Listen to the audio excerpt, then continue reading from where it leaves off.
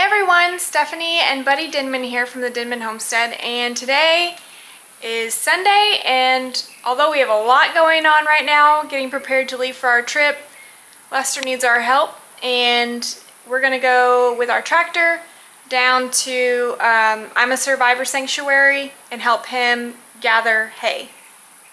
Join us. Come along.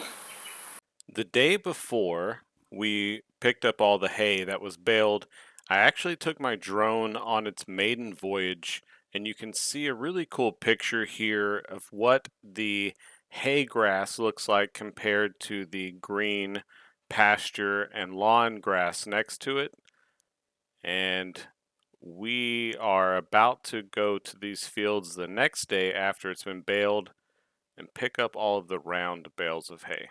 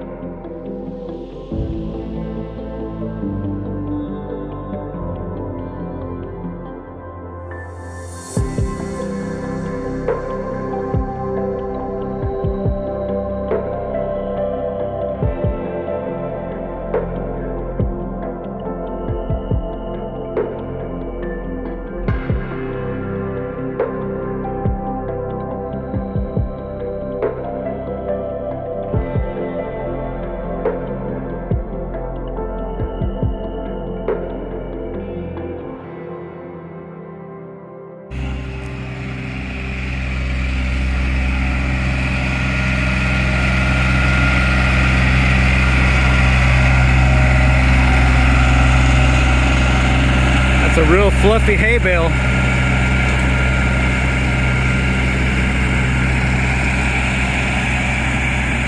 Daniel's driving too fast.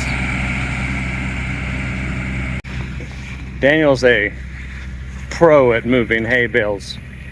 Me and Steph drive like 0 miles an hour. Here comes Pops.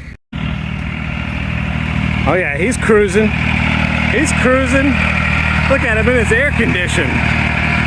He's got his AC on in there.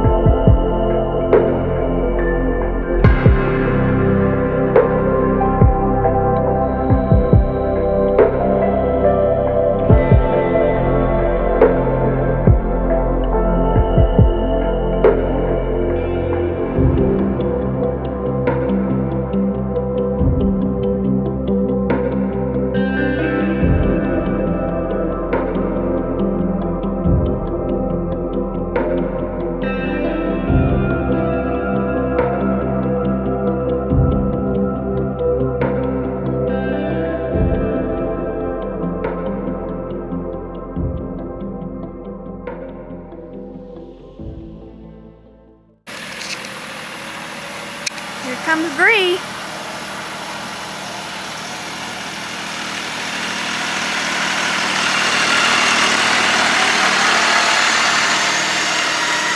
We're actually making really good time. It seems anyway. Been out here for maybe an hour. And we've got this entire front pasture cleared. Pops is going for that very last one over there in the corner. Got a couple over here, and then the rest is all back kind of behind Joanne's. So there goes Buddy. I will say, this is my first time picking up hay with our tractor, and I haven't talked to Buddy yet. We haven't really, we've just been passing each other. He'll hop on, grab a few, I'll hop on, grab a few. But there are some sketchy parts about gathering hay. You gotta get it just right, but also if you lift it up too high, your tractor becomes unstable. It can roll on you. Bree stopped me. We were passing by one another, and she stopped me and she said, "Are you feeling that like your tires are kind of wobbly in some spots, because the ground is not super even and it's actually really soft in some places. So with the ruts that are there, you kind of it's just, you really have to maneuver the ground cautiously while carrying in front of you this massive bale of hay."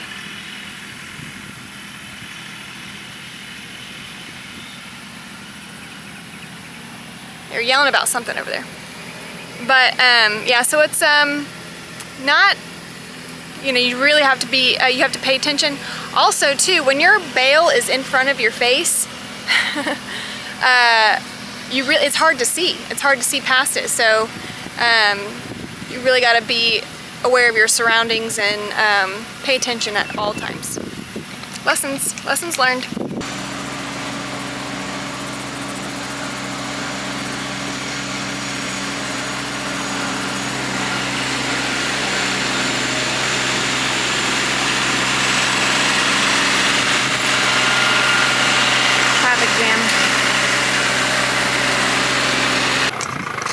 What's up, Dan? I'm a little bit in my feelings right now. I just want to say that, the Bible says where two or more gathered together, that he will be with us.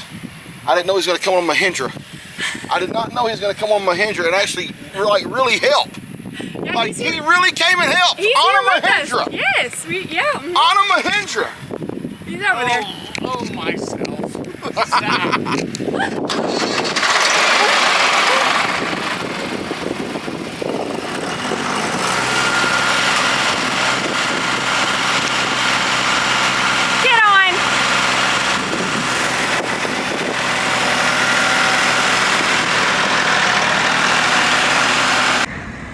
So all the hay is coming around this corner and getting lined up for Lester. Lester is stacking. Everyone's kind of lining it up right there when they drop it off, or lining it up right there, I guess. Oh, God.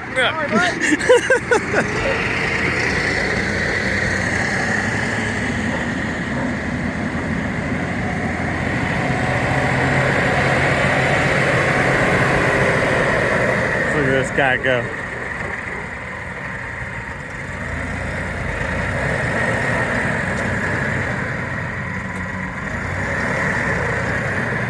Beautiful.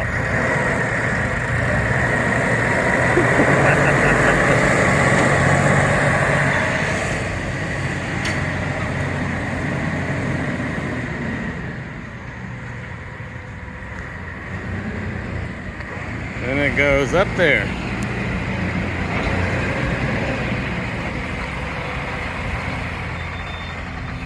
Can I explain to you my stacking concept? Yeah, it's like a pyramid, huh? Well, not really. So we've actually lost 2 goats and chickens in our hay that fall through the cracks and so they suffocate. So we've had some close calls and we've lost a few. So come look what I've done. So normally, you can see it better over here. what I did was this year I left a small space, a walk space or a crawl space. It's gonna cost me some space when it's all said and done, but there's no cracks that can fall through. If they fall through any crack, they have an exit here, exit over there. If they can't really fall through, there's no cracks to fall through. And if they do fall through, they have a crawl space. Have a crawl space between each section all the way up. That's smart. Well, the downfall to this is, I mean, you want to pack this hay in as tight as you possibly can. You know what I'm saying? So you can fit a lot more ultimately, but we don't want to lose babies. And there's always chickens or there's goats or something running around somewhere. And I thought that might be a good way to go ahead and try to get as much hay as we can, but still make it where the babies don't end up getting trapped in there and suffocated. Plus, think of the hay forts. The hay forts? You could have a whole hay fort inside the middle of that. You know how we used to make hay forts and stack them up when we were little? That's a pre-made hay fort. The hardest thing we ever had to do, and it was when Jake used to work here, we heard a goat crying. We couldn't find it. It was my little sissy. She's alive, thank God. But she got onto the hay and fell down to the crack. And we could all hear her, but we couldn't find her. We had to take the tractor and move every roll of hay out. Wow. Until we finally ran across her, and she was just a mess. But it does happen more than what you realize. But stacking it over here, I think will be a lot safer. Yeah, it looks good. And you're still going to get a lot, even with the gap. So round hay bales are no joke when it comes to how heavy they are. If you don't know, they are very heavy. And the first one I picked up, I went a little too high with it after I stabbed through it, and the tractor went up on 2 wheels, and it was really scary. So Steph took over for me just now, so she could kind of get used to moving them around. I told her, I was like, come in low, lift them up. This is what Daniel told me. Come in low, lift them up, keep them low, because they are heavy. And Steph's doing really good. She's got it down.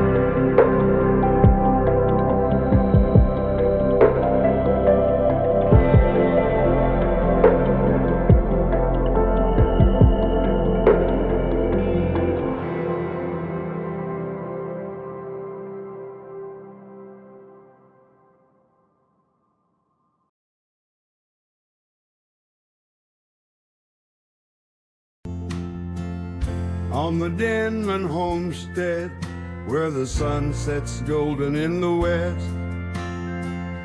We live in harmony with nature, doing what we love best. From the garden to the kitchen, and the bees inside their hive, on the Denman homestead, come along and plant, nourish, thrive.